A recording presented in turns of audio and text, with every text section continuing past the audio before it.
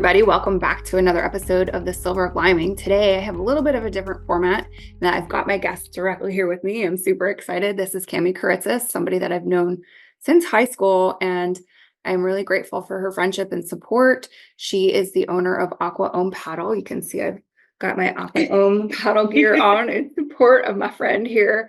And I'm really grateful for Cami because she's really helped me begin to recover from a little bit of PTSD that I have about going outside. And for those of you who are not familiar, I had undiagnosed Lyme disease for 7 years, and it's taken me about 7 years to fix myself from that point in time. A lot of different doctors, a lot of different methods to heal my body, a lot of money, just a lot of time, energy, and effort on my behalf to heal myself. And if you have been listening to the podcast, you know that I'm in a much better place. I'm very healthy, happy, and whole. And it's been a little bit of a struggle again for me to get outside. So I've been utilizing Cami's business to convince myself a little bit more to do that a little more gracefully. And also what she teaches, aside from just being out in nature, she provides service through teaching yoga and paddleboarding. And it's been fantastic because I have used yoga for a great part of my healing journey. I'm really dedicated to my hot yoga practice, and I really enjoy all different kinds of yoga. Having graduated recently as an Ayurvedic practitioner, Ayurveda is the knowledge of life, is what that translates to, and it's the sister science to yoga. And so it just fits very well within that lifestyle that I've really embraced. And while by no means is this medical information, I just want to share some different ideas for people to know some of the other ways that you can look to have a better, healthy relationship with your body and yourself. And again, just to begin to uncover some different things, and the healthier relationship that we have within ourselves, the healthier we're going to have on the outward experience as well with physical ailments and things. And so you can really begin to heal so much through this practice. And so I'm really excited to have her here with me today, have her share a little bit more about her journey with where she's at with her business and why she's come to be in this place of existence with Aqua Om Paddle. And again, I know she touches countless lives. She's a beautiful person inside and out, and a really wonderful teacher, on top of just, again, giving you an easy way to get out to paddleboard. If you're interested in paddleboarding at all, you're here in the Berks County area or even surrounding counties. I know a lot of times when I get to her classes, people are coming from like 2 hours away to join in with the practice. And again, I just thought it would be fun for her to share more about this for people who are on a healing journey, because we all ultimately are on our own healing journeys, right? I would like to think we're all walking the different path to greater enlightenment or comfort within self, better physical activity. We had a lady at one of her events this past weekend who struggles a little bit with physical movement, and she can help her with chair yoga. There's so many different ways that you can embrace this type of practice. And so I want to just, again, thank you for being here with me. It's really fun. Yep, to have somebody here in person with me. Look at that. And you can follow her on social media. She's very active that way. Again, just sharing her art and her skills and knowledge with others to help you embrace this a little bit more. But if you don't mind, please, if you could just share a little bit more about who you are, really how you came into this space and what has motivated you to launch being like the premier paddleboard business in Pennsylvania and beyond. And I know you've traveled throughout the world too and done your paddleboarding everywhere. And it's just so fun to watch you. I mean, it's not the space that I would have seen myself in. So I worked in corporate America, retail luxury goods. I was in operations and, a little bit of internal marketing. So that's very different than this. But through changes in life, changes in jobs and relationships, I found myself unemployed, single. A family member had passed, and it was really this moment of my world just kind of crumbling. And I actually just heard the terminology life quake the other day, which I thought was like a really good one. Really sums it up. I just heard it, Yes. So it was a life quake moment, and I was paralyzed between not being able to sleep because my mind was going, just thinking all the thoughts. Who was I? I didn't have this job that really just identified who I was for so long. and, the loss of the relationship. And I couldn't get a moment of peace. But then during the day, I was tired because I wasn't sleeping. And then I wasn't sleeping because I had anxiety. It was just this awful circle. And so being unemployed and I had time on my hands, I somehow stumbled on paddleboarding. I just wanted to do it. And no one wanted to do it with me. So the closest place that rented boards was like an hour away. Went and did it. And instantly, I mean, I wasn't even on the water for 10 minutes. And it was just like, huh, it turned off. It was silent.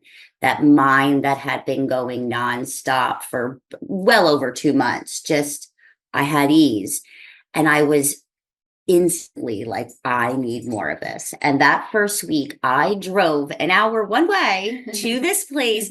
Probably out of 7 days, I think I did 5. Like they must have thought I was insane, but I was just like, no, I need this. Like that was the first time I actually slept and like, wow. So, I was already doing yoga when I was working and that was like to just like de-stress myself. That's how I was using yoga.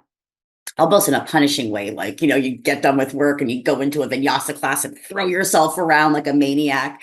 But so I was already doing yoga and I was like, oh, well, maybe I'll get my yoga certification. So then I'm doing this paddle boarding and I'm seeing people doing yoga on the paddle boards and I'm in, yoga teacher training. So I'm just like, oh, like people need this. And, this wasn't a lifelong passion. This was literally like, well, no one around here is renting boards that are good. No one's teaching lessons. You can't really buy boards anymore. I'm doing this yoga training. We need to have this here, So I just kind of jumped. And I did have a friend. I mean, we're still friends, but at the time, she had just recently left her job and was kind of in a very similar space. So she was like, yeah, I'll do this with you. So we just launched a paddleboarding business in Pennsylvania when it's only nice 3 months out of the year. And it was the rainiest summer that we had our first year in business. We actually had more rain than Portland, Oregon did. Wow. In that first year. So I was like, was this the right choice? But, as my business evolved and things that I was offering evolved and just kind of focused on what were my values? What did I want this business to be about? And it really came down to I wanted to make a difference in people's lives. Like I wanted them to be able to like come out in nature and get that silent moment. I wanted to share that. I wanted to show people that there is a way to heal yourself, calm yourself down when you have those stressful moments. I wanted to make a difference in my community. I love teaching people things. Very good. And I love dogs. So it's just like, well, how does this all fit together? It's like, well, now I have my own business. Let me bring dogs on the paddle boards and I can still teach people and nature, which I've always been active in. I've always been like a hiker camper type of thing. So it all just started making sense. And, I'm making it sound a lot easier than it actually was. There was tons of times where I'm like, what are you doing, dude? Like, you're not making any money, you got a mortgage, like it's maybe time. But every time I was at that like quitting point, something would happen. Like I would get a contract to do yoga for a school district for 6 months, or I would like, there was always this like reassurance that came in one way that was just like, just keep going, and here I am 7 years later. My friend who I started with, like she went off to follow other passions, but is still very supportive of the business. So now it is just kind of me and then a few teachers that I use to in the summertime because it's a little bit much. Yeah. But when we were talking about doing this podcast, what I realized is both of us, we had a life quake. Yes. You got Lyme, yes. I lost job, all of that stuff that I just talked about. But out of like a terrible moment can create this amazing life-changing trajectory, yes. And then learning about yoga and the tapas, and you need to have that discipline, you need to have that burn, and it relates to so many like mythological things, the phoenix rising from the ashes, like from devastation and bad things, new growth can happen just like in forests. So it's like we have to just accept those moments, and instead of being so resistant to it, it's like, yes, it sucks, but what can I learn from this? And where am I going from here? So I think it's neat that we kind of both, even though very different, we did go through shitty times, but like good stuff came from it. Yes, yes. Because that was one thing Cammy had asked me to do this, and I was like, well, I don't know, is this really like Lyme? And I'm like, yeah, actually, I really do see the parallels in that. And again, if we can at least entice you as a listener to, if you're not already considering or practicing yoga or even meditation, right? Just daily mindfulness, connecting with yourself, giving yourself the opportunity to hear what's going on inside of you and to acknowledge it and to address it. Please do reconsider, because that has really helped change my life on so many levels. And when I was healing, meditation was a really big thing for me. Like, I'd meditate and visualize being in a healthy body, visualize being healed and feeling that in my body. And so that's why I like hot yoga, is because it's a way for me to connect to my body that way. But the same with paddleboarding and going out there and doing the yoga practice that way. Like, it's a moving meditation. It's a way for you to quiet your being. And when you're healing, that's really important for you to connect yourself to that energy and to allow yourself to feel what happens. And so this past weekend, I did a yoga retreat with Cami, and I started crying a ton. And like, I just kept having like just energy bubbling to the top. And I've been pretty overwhelmed with work and just a lot going on in my life. And sometimes that happens, and that's okay. Like, that's just, I think, part of the process. Like, you're actually getting in touch with yourself. You're giving yourself that time out to hear yourself, to release those emotions. And a lot of times when we hold on to those emotions inside of us, that's when we get sick. That's when we have physical disease, because we're blocking the energy from flowing in our being. And so, again, to go out there to do that kind of thing just allows that to be released. Even if it might be embarrassing and you're like sobbing your eyes out in class, you can just put your hand over your face or wear a hat and cover or whatever you've got to do that. But I really applaud your effort, because I know it's not easy to start your own business, for one thing, and to be very passionate about something, very committed, and believe in yourself, even if there's people telling you no, if people are like, what are you thinking? Even yourself, what am I thinking? But slap yourself out of it and keep moving. And that's really what we've got to do with healing, right? Like, you've got to be committed to yourself, and you can't worry about what other people are saying, and people are telling you that you're never going to get better, or you just got to slap that out of there and focus again on what is most important, and that is self. And through this practice, and use that word discipline, that you really can begin to have just a whole different outlook on life. And I'm really excited to see how much you've evolved in your own business and the different things that you're offering and different ways that you can help people, again, just learn a different way to be, right? I think many times with people, when we become diseased, it's because we've learned unhealthy habits. We've learned ways to be that aren't serving us. And so sometimes it takes a beautiful teacher like you to show us a different way. Peace begins with me. That's another thing that she has taught me, and it's something that's stuck with me, right? I was out there on the board, and she's just going through these different things that we can embrace, and again, forge a different relationship with ourself. And when it comes to something like Lyme, if you are one of the people that have chronic Lyme, long-term Lyme, there's other things that are now falling into that category of long-term sickness, right? Like, you really have to figure out a different way to be, because your whole life has been changed, whether you wanted it to or not. And again, through embracing different practices like this is a way that you can start to shift that into a more healthy relationship. Well, and change, I think, is like the main part. No one likes change, and I think so many times people have this. This is just the way that I am. This is just the way that I do things. But getting Lyme or any other disease or your life-changing thing, your life's already changed. Yes. It's no longer the same. So maybe you used to be that way, but how can we, and the wake up women that I've been doing, I am not a morning person. Okay. I am not one of those people that are like rises with the sun and yes, it's glorious.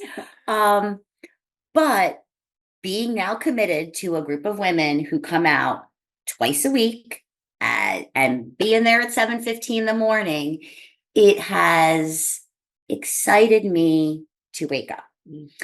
The night before, I'm like, no, I won't watch that one more episode on Netflix. Yeah. I'm going to get a good night's sleep, or no, I'm not going to have that second or third glass of wine because your ass has to be up in the morning and paddleboard or hike. So I've altered certain habits. I've held myself accountable. And then we all know once you start doing it, you feel great. No one takes a walk and goes, I really regret that 15 minutes. I really regret that hour. It's the getting your shoes on, getting out the door and doing it, but you always feel better. So now that like I'm doing something that twice a week, I'm automatically going to feel better. Yeah. Automatically. Yep.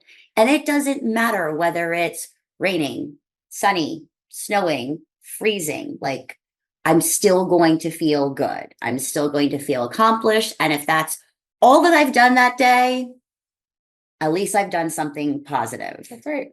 And I think that's where the changes come from, is like changing those behaviors. And then you start to see with those small little tweaks that you do, how your life can be so much better, how you feel so much healthier, and then how you think changes. There's not that negativity. Oh, it's cold, and then that's everything is just annoying you. But when you're like, oh, I'm awake and I'm the only one here. I mean, this morning it was 37 freaking degrees. Yeah. And I was like, oh, Cammie, what are you doing? But I got there and it was still, and there was 2 miles per hour of wind, which is nothing. So it's just like glass. Mm-hmm. And the temperature of the water is probably like still 68, high 60s, but it's cold out. So you have that like smoky, foggy, and the full moon still up, and then just like the little crack of the sun. And it's like, wow, I got to see this, and all I had to do was just get my lazy ass out of bed. Like, yep. And then you're automatically in a great mood. Yep. So it's 8:30 and I am energized. I am happy. I am ready to take on the world. That would not happen if I would just lay in bed and like snooze, which is what I want to do, Yeah. And I try to get people to come and they're like, oh, that is just way too early. It's too early for me too, or the cold plunging, that's something that I shared that I have plunged into, and they're like, oh, I hate being cold. So do I, Yeah. I don't like cold weather. It's like, oh, you want me to come to a pool party?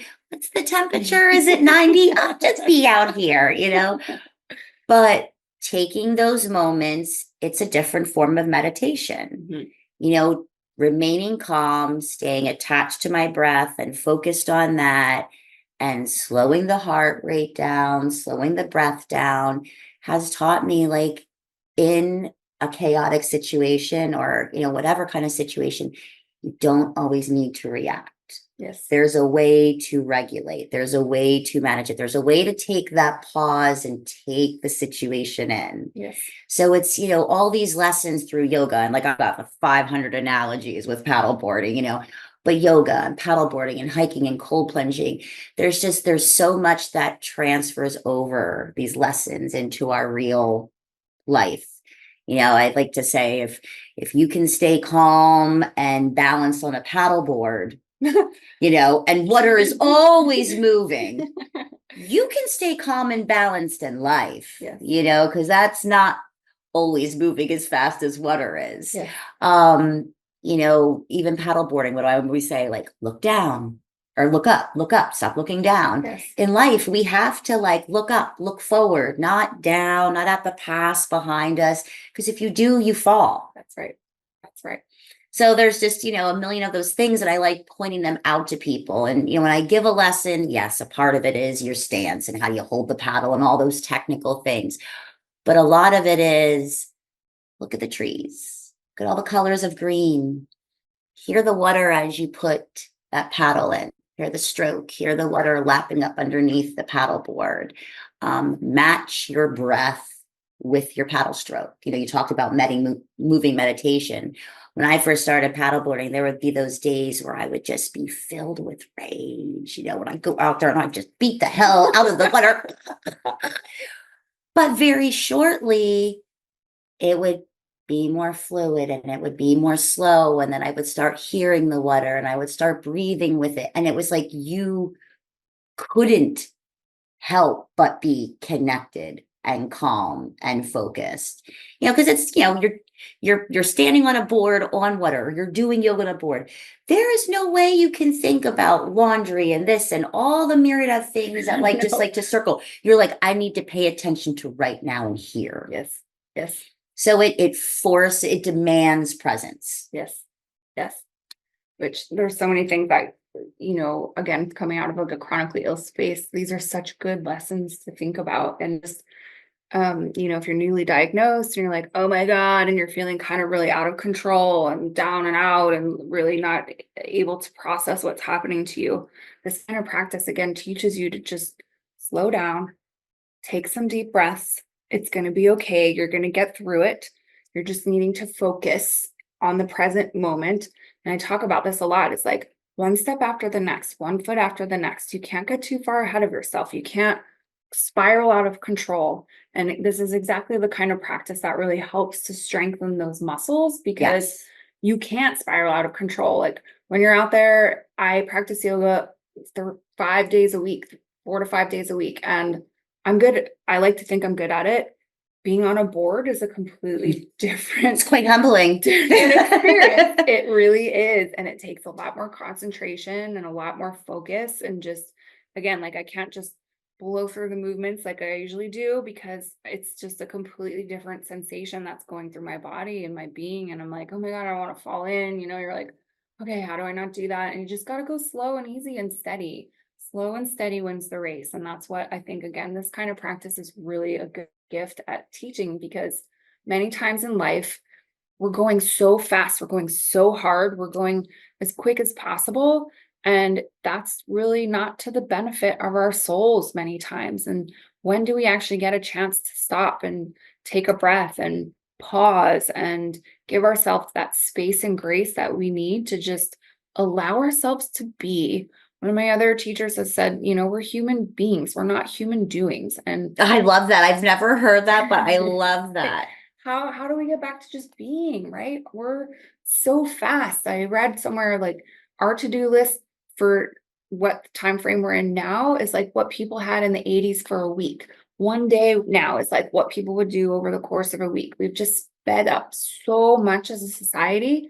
And I think we're seeing that in evidence of people having a lot more chronic illness, a lot more autoimmune disorders, a lot more troubles with sleeping, being okay with self, being potentially overweight. Like I see all these things kind of in the same vein as that we're medicating with something, again, probably an unhealthy habit that we've learned that gives us what we feel is empowerment in ourselves, but is really actually to our detriment. Like watching videos on social media or whatever it is, like you can zone out, you can just be there and you don't have to like think about things. But is that really a healthy thing? Is that really going to benefit you? And I think it's actually training your brain to almost go faster because they're so quick when you're going through these things. And really, when do you actually tap out and give yourself that time and space that we really need to slow down? And again, when we look at chronic illness, like sometimes that's all we have is time, and the universe is like forcing us to slow down because we didn't do it soon enough. And so if you're a well person, you're listening to this, great, keep embracing whatever it is that you're doing to be well.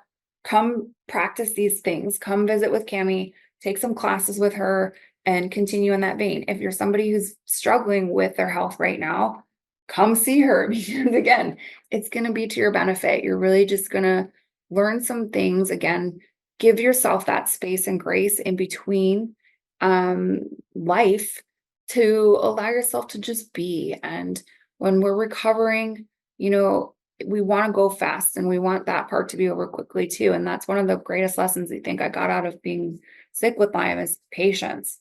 And I'm still not the greatest with that, but we sometimes are forced into being patient. And when we can pass the time with something that's more constructive for our soul, that's going to help to elevate us into a higher state of being, a greater state of being, that in itself is going to enhance and make the healing more rapid. but you're still giving yourself the time to just slow down and to be okay in your own skin. And that's another thing that I really appreciate about what you offer, is that it is going to be for the greater enhancement of your soul, but it's slowing you down and giving you connection. And many times I think that's what we miss a lot of times in this, is like we want to go so fast to get better. And we're always, again, going so fast, but we We don't want instant gratification. We want it always, now. We want it quick. Let's take a pill. Let's push a button. Let's, always. and unfortunately, not everything can have that quick band-aid, that quick solve. It just isn't. At least anything meaningful or truly beneficial. Correct. And I really like that paddleboarding, yoga, meditation. Almost anyone can do them. Yes. You don't have to be someone who has the body of someone who goes to the gym 5-6 days a week. You don't have to be athletic or coordinated or have great balance. Like, these are all the excuses that I get, or be super flexible.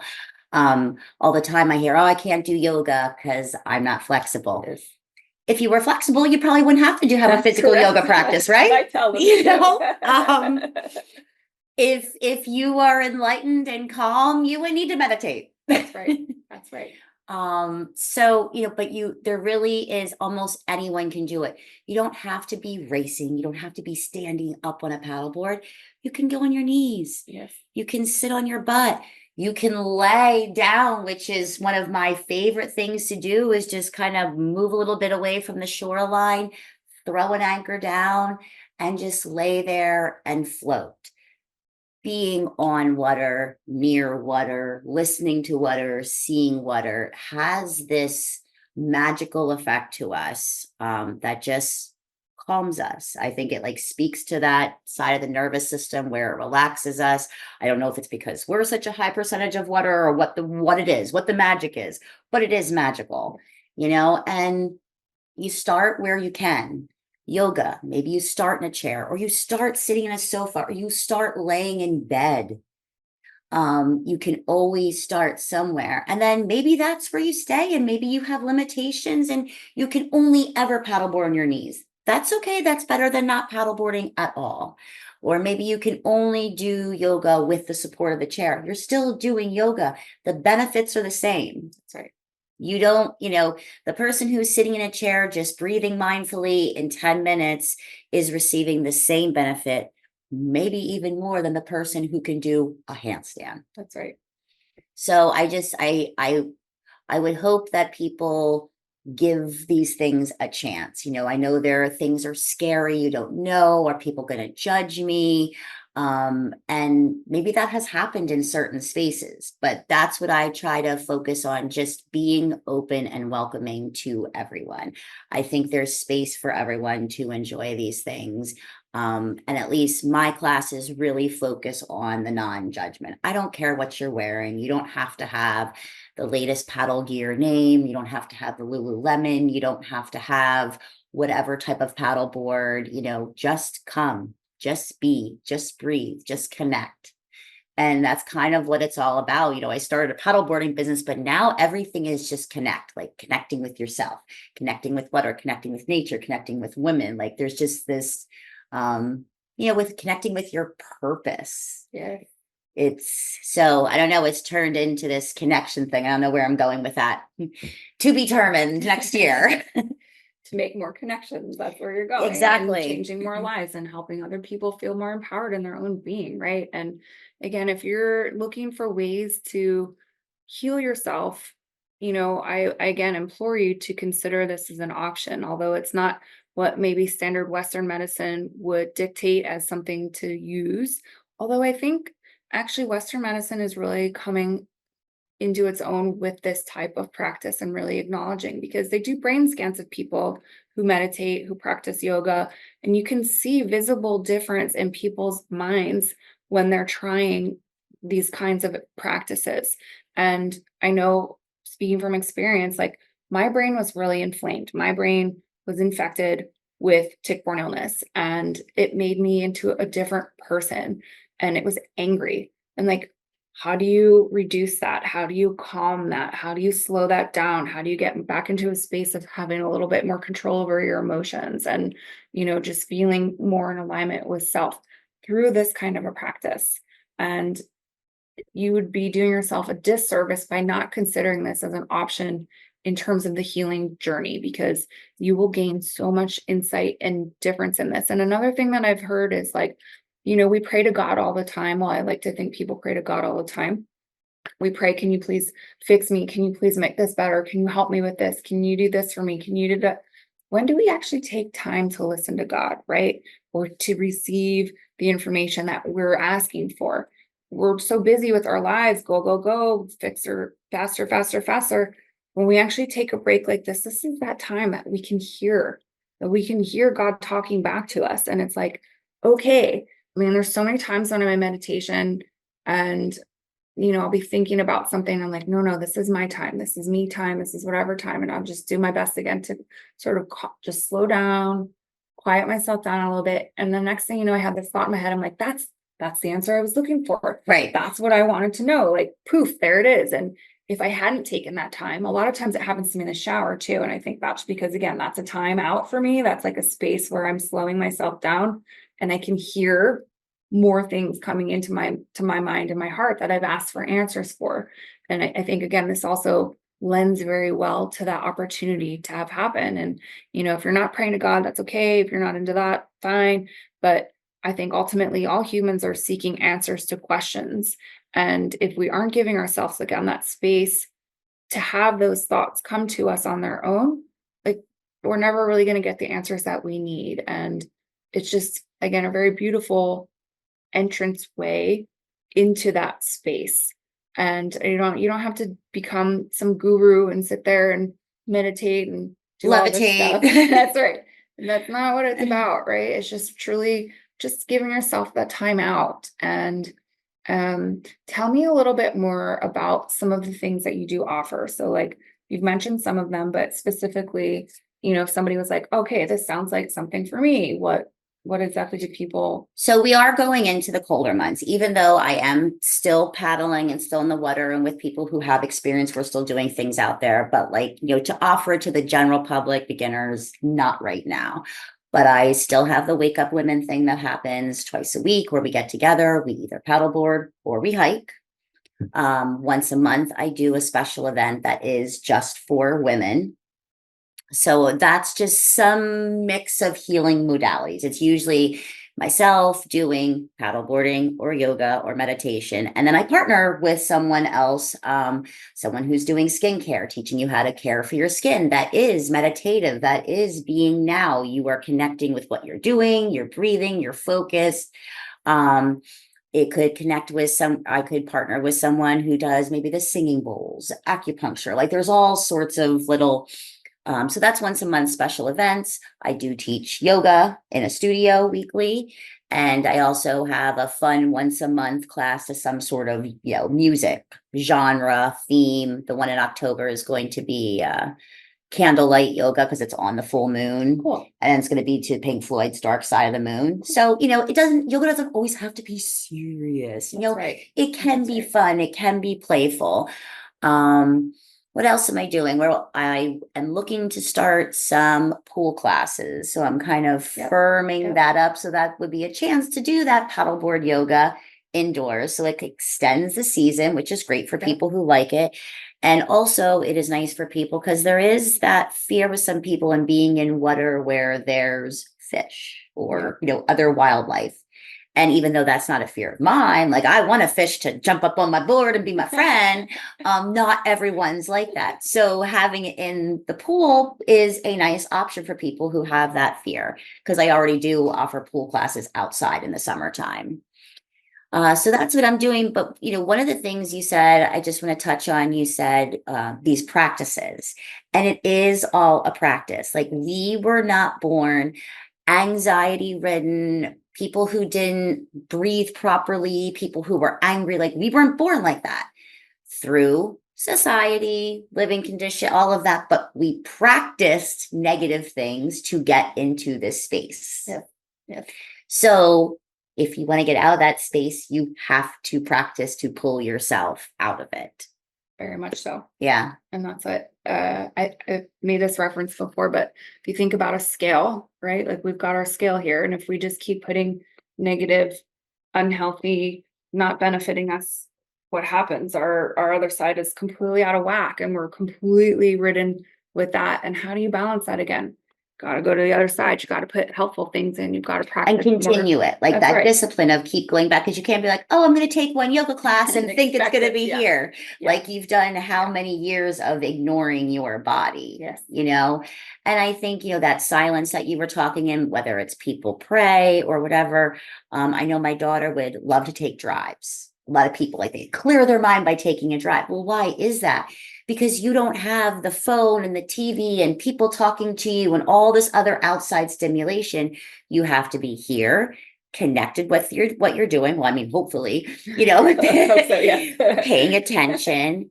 And it's calming. Like you can take those barriers down, those defense mechanisms, and always be looking for the next stimuli that you have to pay attention to and then react to. You know, it's just right here.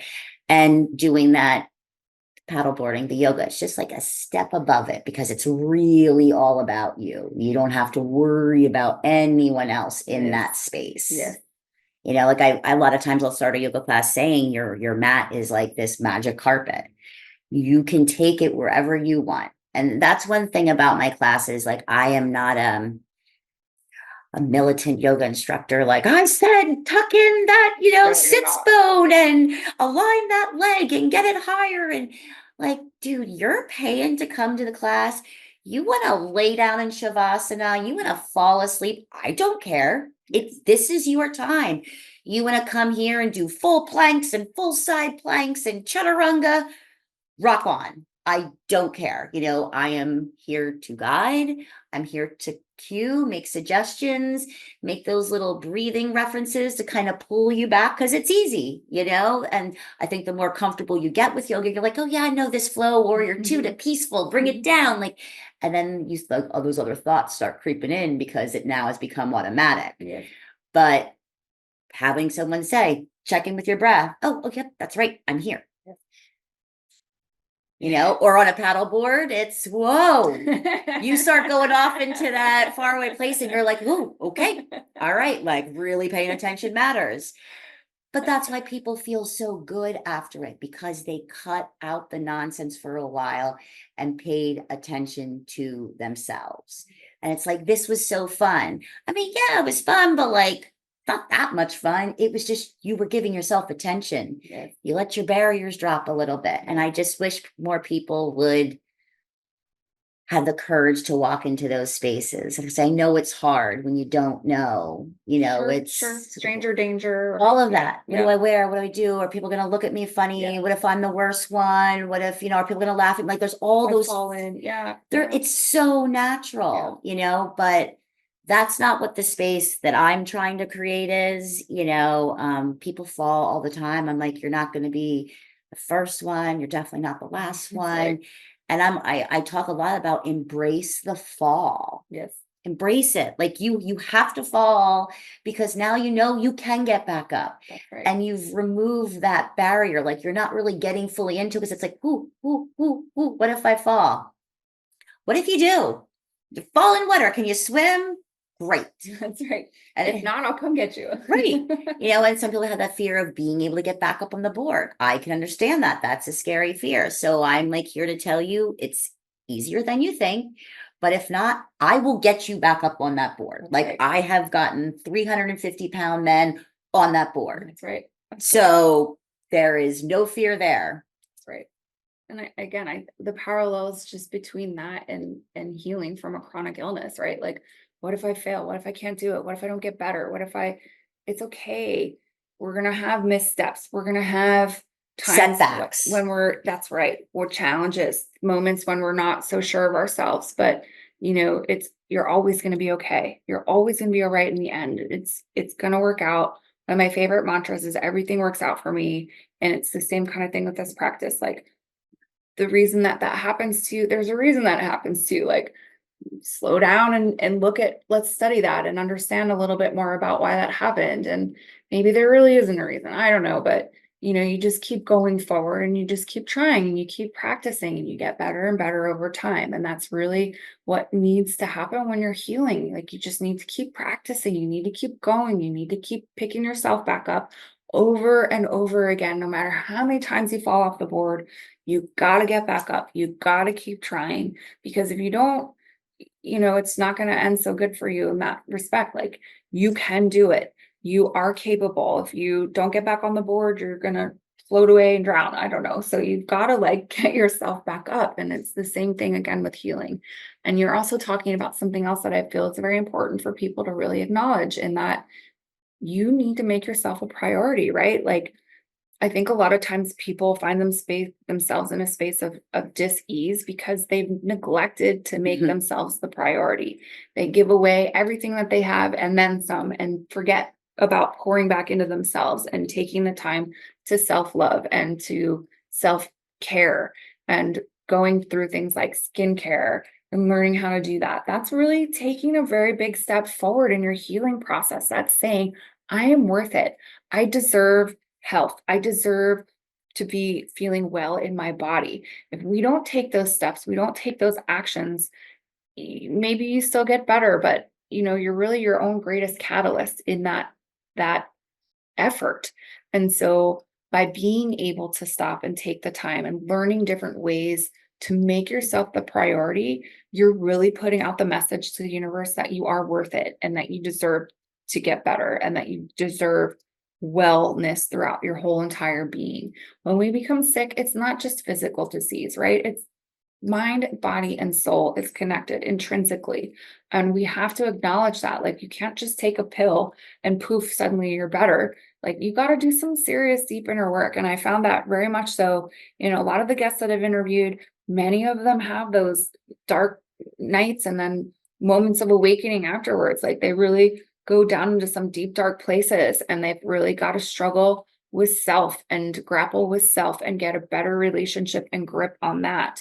And again, these kinds of practices really help us to learn to flex those muscles, right? Like you've got to think about it that way, is that when we lift weights and we do all this stuff, like our muscles grow and they get big and we can see the results. And it's the same with your soul. It's the same with your spirit. It's a little bit harder to see. Clearly, we're not making bulges come out of our body when we're doing that kind of work. But when you're able to sit through something more calmly, you can think about things more clearly. Like when we're in a state of panic, how hard is it to think about a good solution? We make some of the dumbest choices personally when we're in that heightened state of panic and frenzy, versus if we just were to slow down, give ourselves that space, and we have a much different solution presented. Because they're usually based on emotions at that time. That's You're right. feeling all these sorts of things. That's right. And you make decisions based on emotions versus really like logical. What do I need to do?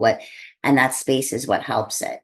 And, two things I wanted to say. You were talking about taking that time. And I had this thought the other day that you either take time to care, Yes. or you will have to That's take right. time to repair. That's right. And we all know about repairs, whether they are house, whether they are car, whether they are body. Repairs are expensive. Yes. Care can be free. Meditation, walking, they're the same thing. Costs you nothing to walk. It costs you nothing to sit in a space and close your eyes for a minute, for 5 minutes, and breathe. That is care. Yes. And the more care you invest, the further away those potential repairs come. Yes. And, you were saying about keep going, and you're going to have to pick yourself up. Even from someone who is a yoga instructor, practices yoga daily, meditates daily, paddleboards weekly. Everyone thinks that like, oh, well, she's just so happy and she's got no problems. Like it's not all ponies and rainbows, Um, I have moments where I'm like, this sucks, Um, and this winter I had like this whole moment where perimenopause kicked in and I wasn't really quite prepared for that. And my emotions really got in like a tizzy, and it was a life quake moment again, So I could have drank it away. I could have ran away from it, started making, falling into bad habits, eating really bad because I just wanted that comfort. But instead, because of my practice, I went the opposite way. And I was like, all right, I'm going to get my ass out there in the morning and I'm going to see that sun. I'm going to get that vitamin D. I'm going to plunge. And I'm going to reset my nervous system. And eventually, and it wasn't easy. There were some days I was like, I'm not getting up. And it was like the two, yes, you are, no, you're not. Yes, you are. But I did it. And slowly but surely, 2 months of just chipping away, like the clearing came. Yeah. Yeah. And so you're going to always have setbacks. And it's very easy to fall into, why me? Haven't I had enough? Da, da, da, da. Like, that's just life. That's right. That's just life. But how you handle it is where the difference is. Amen. Amen. I often think about that. It's not necessarily about what happens to us in life. It's more about our reaction to it. Correct. And that's the same again with chronic illness, with anything, with any challenge that we're facing. We have the choice. That's one of the best parts of being human. We can choose what we want to do. That's right. And, I like to think about it in this way as well. It's like nothing is bad or good other than our own opinion of what has happened to us. The universe isn't sitting there being like, oh, I'm going to make this bad thing happen to you, or I'm going to make this good thing happen to you. It's our own interpretation of those events that really dictate if we see that as a good or a bad thing. And the whole reason I partially do this podcast, The Silver Lyming, is to show you that not everything is bad about something like Lyme and tick-borne illness or chronic illness, right? It can be a very beautiful, good thing in the end. And it is, again, our choice as to how we internalize it, how we see this. If we fall off the board, do we see this as a bad or a good thing? That kind of thing really is going to shape your trajectory through life. If you're seeing things as something as a lesson to teach you, to help you to understand things differently, or if you're going to see it as a smack in the face and God hates us and is just making us have all these horrible things happen to us, we can decide that. And it's most important, again, to really stop and analyze our own reaction to things. Sometimes it is more of an emotional driven thing that we don't even necessarily know that we're reacting in a bad way to it. No, because it again, you've practiced always negatively reacting. Yes. You've practiced always thinking something's about you, against you. You've practiced this. So you've trained your nervous system to tense up. You've trained your body to get sick when this happens. You've trained your mind to automatically think the worst. Yes. So you can continue going down that road, or it's like, maybe this isn't about me. Maybe there's a lesson here. That's right. Maybe I needed to stay home tonight. Maybe I needed to leave that job. Yes. When I lost my job, I was devastated. It took my whole identity away. You see, hey, how are you? What are you doing? Oh, I work here. Like literally what I did, my job was what I would talk to people about. That's freaking sad. Yes. But then it got taken away. And I could have been like, well, I'm nothing. I'm no one, which I did for a few months. Sure.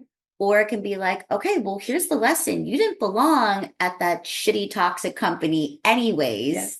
And you can take all those things you've learned from them, the good and the bad, and now dump them into yourself, pour them into yourself, your own business, and shape that how you want it to be. That's right. You got to retrain yourself and retrain your identity. And again, like it's a great parallel. Like you do not want to take on the identity of I am chronically sick. That is not going to serve you well. Take on the identity of I'm healing, or I'm working on these things, or I'm practicing something else, or I'm learning a different way to be healthful in my own way. And we take on all these masks. And I know that's probably a lot more of the American way in particular, when we identify ourselves by our careers. And oh, absolutely. Like, well, what do you do? Oh, I'm a salesperson, or I'm a da da da. And it's like, meanwhile, in other countries, they're like, what do you do? Oh, I love to go running. I really like to do fishing, and oh, you're a professional fisher or professional runner. No, I just like it. That's right. That's right. Well, what do you do? And it's like, no, that we've got it a little bit wrong Start here. saying like, I'm a moon chaser. I'm a sunrise lover. I'm a soul fire. Yeah. That's what I went go-karting with someone and I forgot long ago I signed up and called myself Soul Fire. So when my name popped out, it was like Soul Fire. And I just started laughing so hard. So I'm like, see, that's just me and my way of being, like just trying to again put yourself into a different mindset or a different way of how you identify with yourself, and like never ever embrace being someone with chronic illness, because that's who you're going to become. Right? We are who we are who we are because of what we think. Thoughts matter because they become matter. That's something that I learned from Joe Dispenza. Thoughts matter because they become matter. So if we think these things, we embrace these things, we grab onto these things, then that's what we become.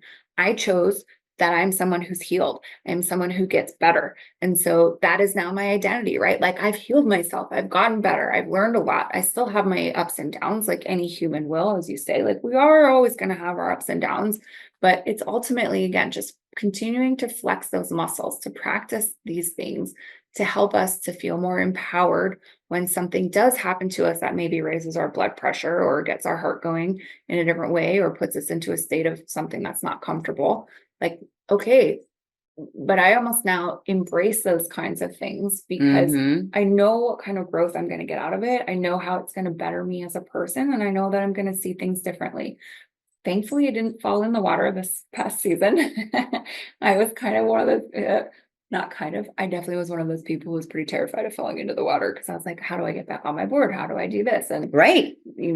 But I was still willing to take the risk of doing it because I really understand the benefits of what I was getting out of the practice. And so maybe next summer will be the one that I fall in and have to figure out how to get through that moment of discomfort or not being so stoked about falling in, but Well, it's like, what's the worst that can happen? What's the best that can happen? Could you fall in?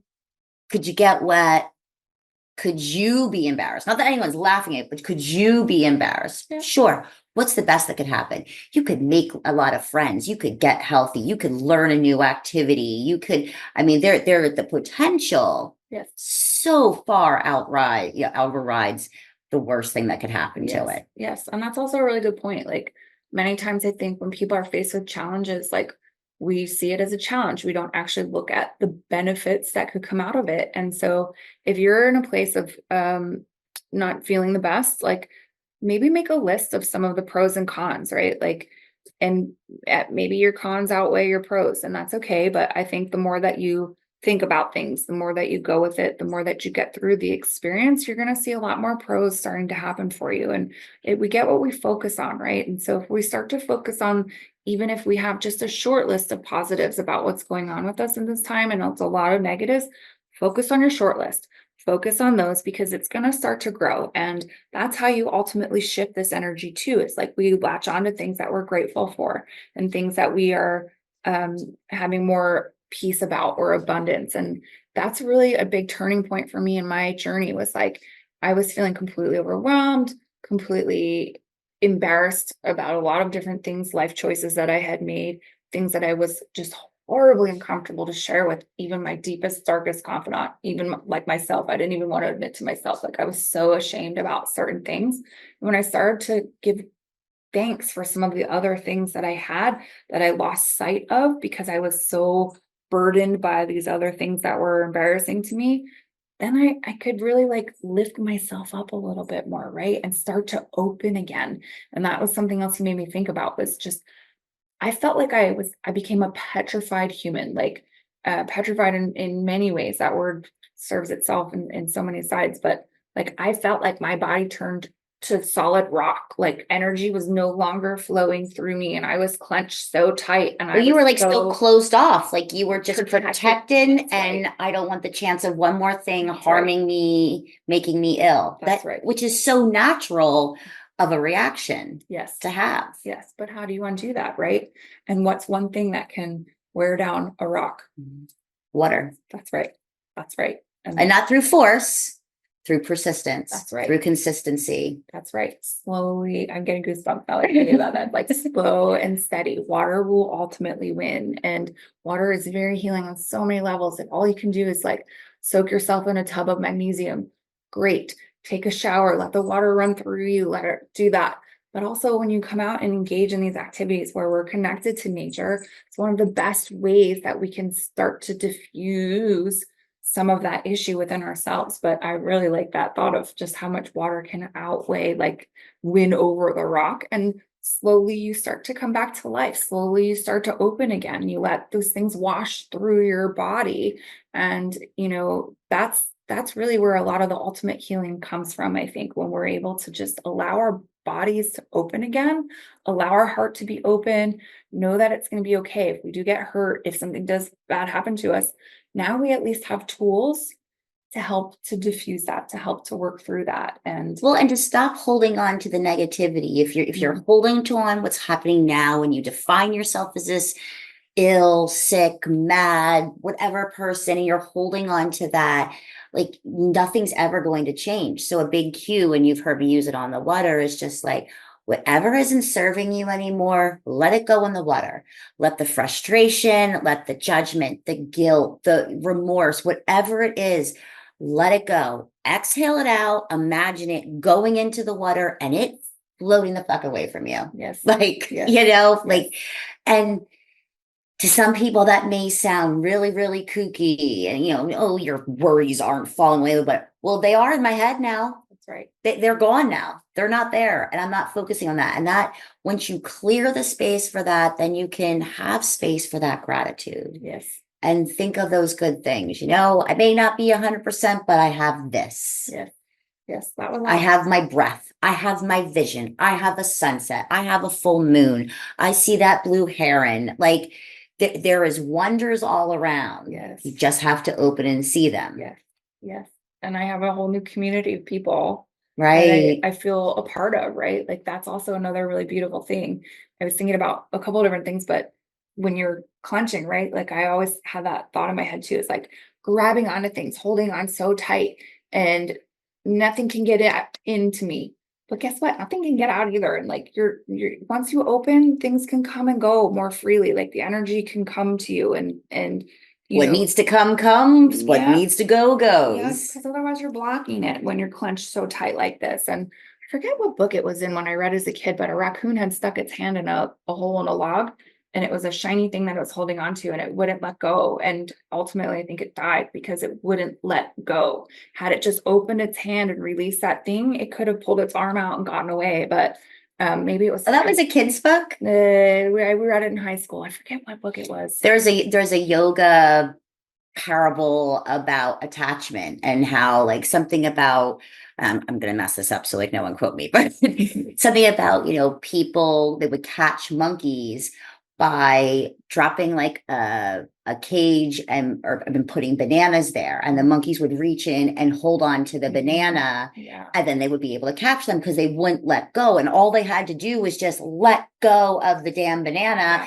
and it'd been fine. But you hold on to these things. We're so attached, and sometimes they can start out as good things, but we get so dependent, we get so attached to them that to our own detriment. That's right. Because we just can't let go. That's right. And sometimes you have to let go of an old life, an old relationship, an old job, an old habit, old food. Maybe there's food that you love to eat. I'm sure there are tons of things that I know because you have it's admirable, but you are very, very clean in your eating. I'm sure there are times that you're like, I could tear up some McDonald's. Big fat, I don't know about that one, but big fat greasy pepperoni but pizza. something like but if you go back to that, if you hold on to that habit of eating terrible, it's going to be to your detriment. That's right. That's right. I played that game.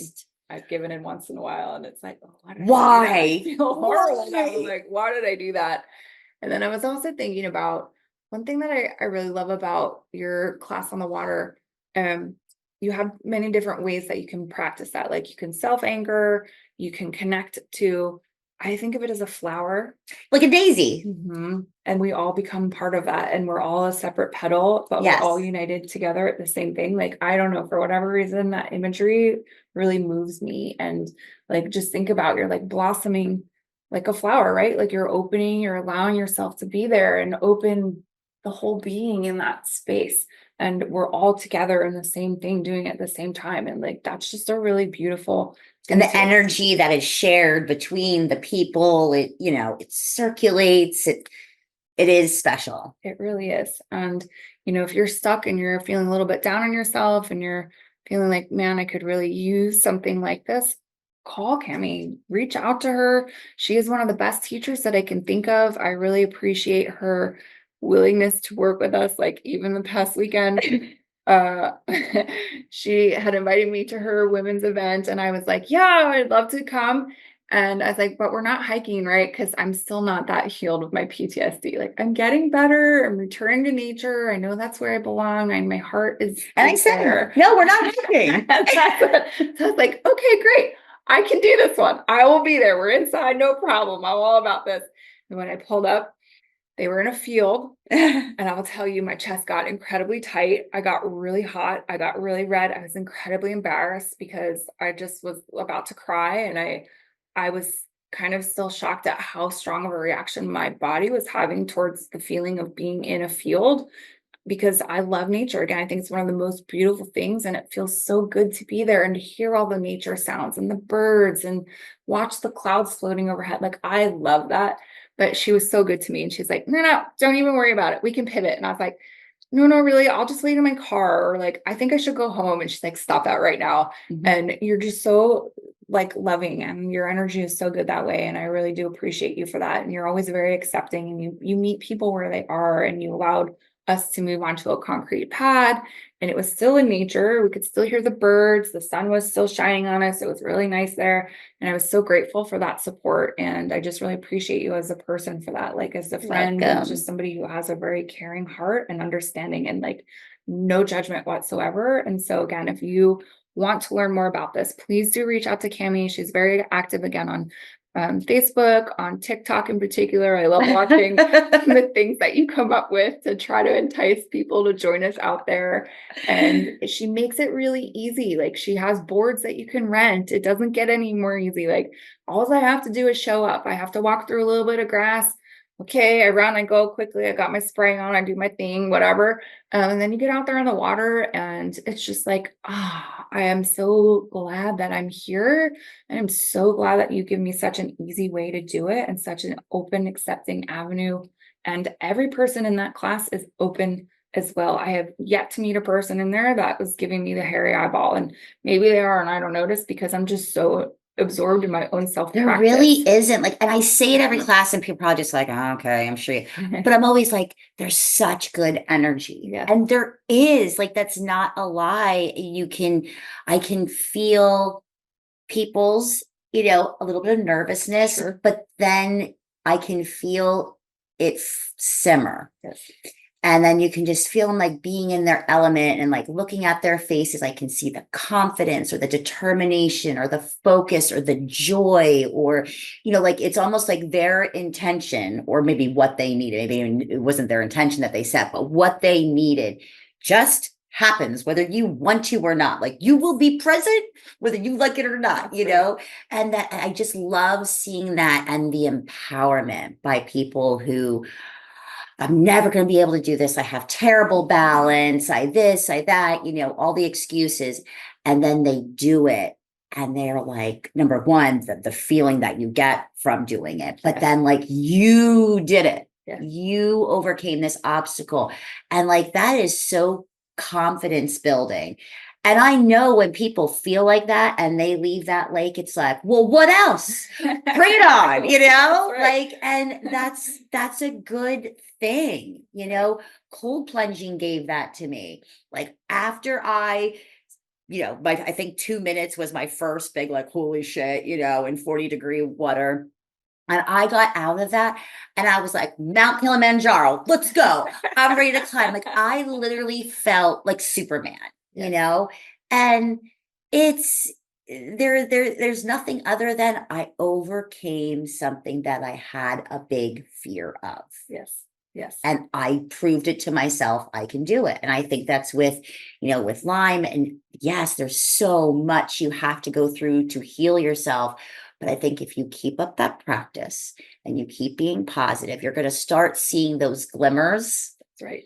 And you keep chasing them. And then it's like, I can do this. And that positivity just opens up. I mean, look, you have a podcast, you got your RBA practitioner, like so many good things came from something terrible. That's right.